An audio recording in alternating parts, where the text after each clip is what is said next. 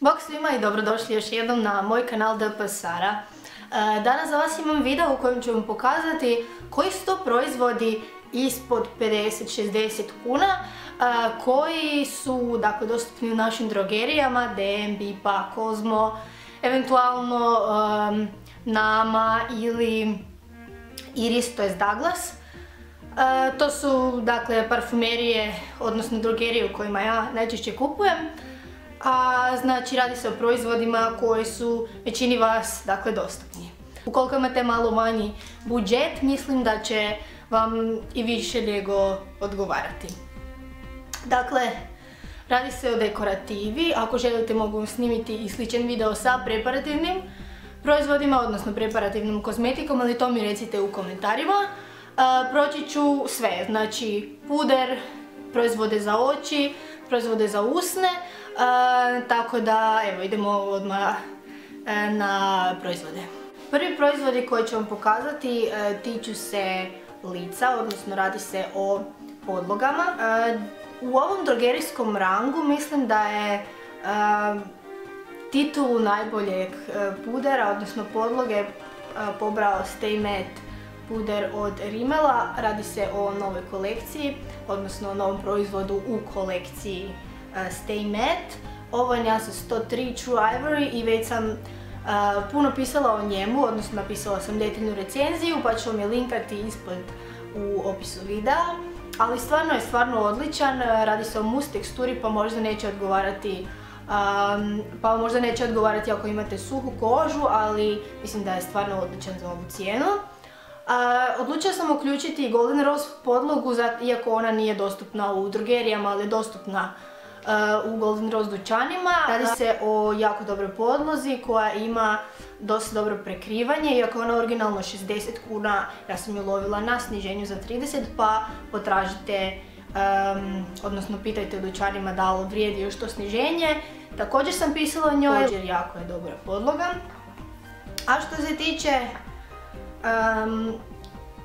pudera, odnosno proizvoda za matiranje cijelog lica, moj favorit je Essence All About Matte transparentni puder i to ovaj u kamenu, iako oni imaju i onaj loose puder, isti takav, samo što radi se samo o česticama, ali ja sam uvijek za ovakav oblik proizvoda jer mi ne zamaže sve okolo i ne leti svuda.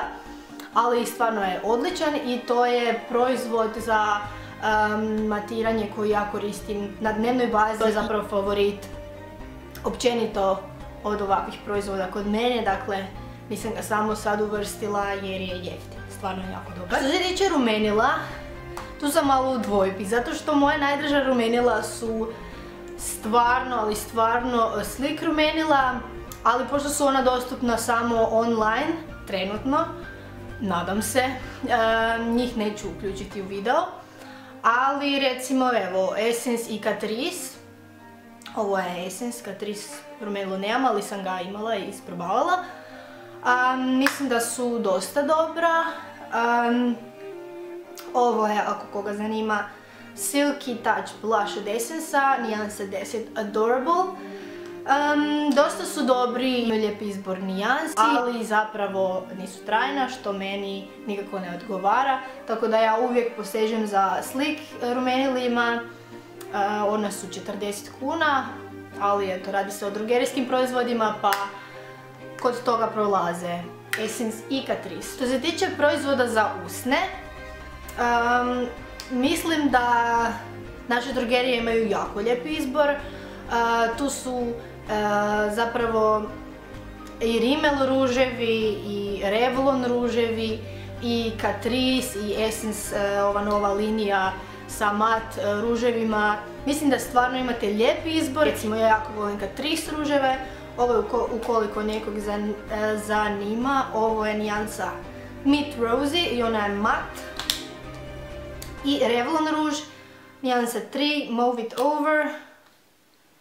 Slična takva, oba su mat i stvarno odlična, iako kažem, ukoliko želite ići još jeftinije, Essence ima jako dobre ruževe. I sad idemo na olovke, to je stvarno lijep izbor kvalitetan izbor za usne, za obrve, za oči, stvarno super su. Moje najdraže su Catrice, ova nijansa boja kože, znači Made to Stay, Inside Eye, Catrice. Nijansa 10, In the Mood for Nude, jako dobra i vodootporna, odlična je i dugo vam traje, znači ostaje na vodenoj liniji. A moja najdraža smeđa olovka je Look by Bipa u nijansi 3 Bronze Gold.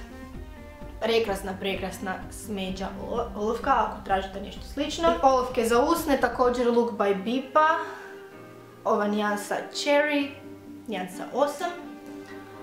A za obrve moja najdraža olovka za obrve je Catrice Eyebrow Stylist.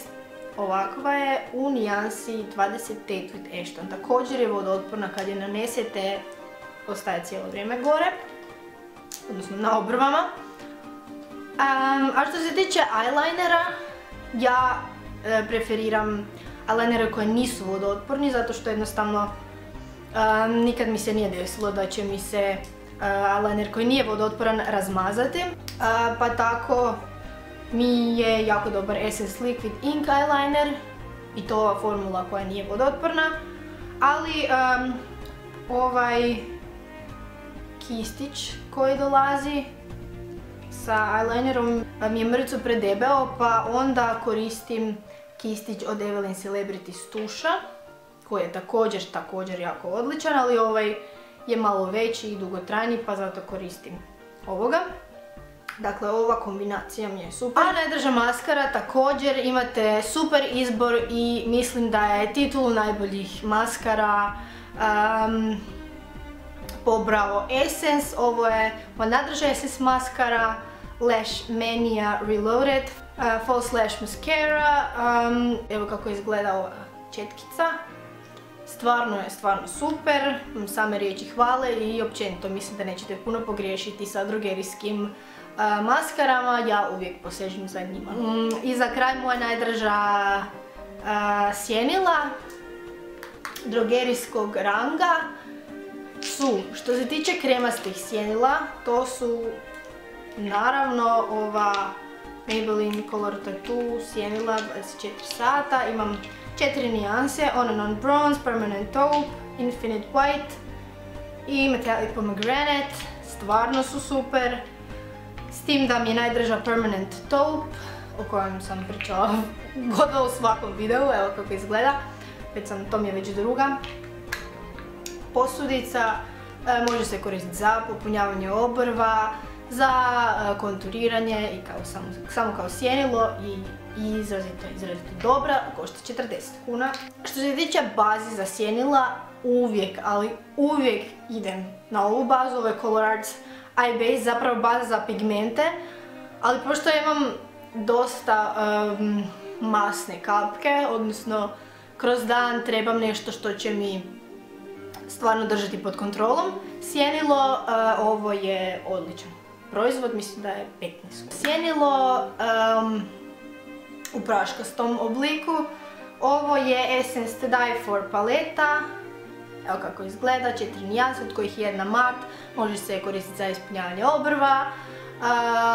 Super je, stvarno moja najdraža paleta ovog drogerijskog ranga.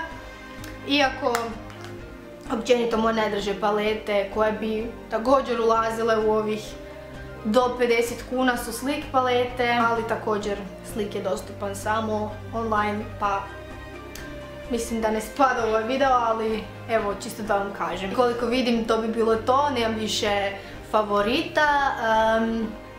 Ne znam, koji su vaši favoriti? Recite mi u komentarima ispod ili mi napišite na blogu. Ako se neki od ovih poklapa, također mi recite. I to je to, nadam se da ste uživali u videu, da ćete mi dalje gledati.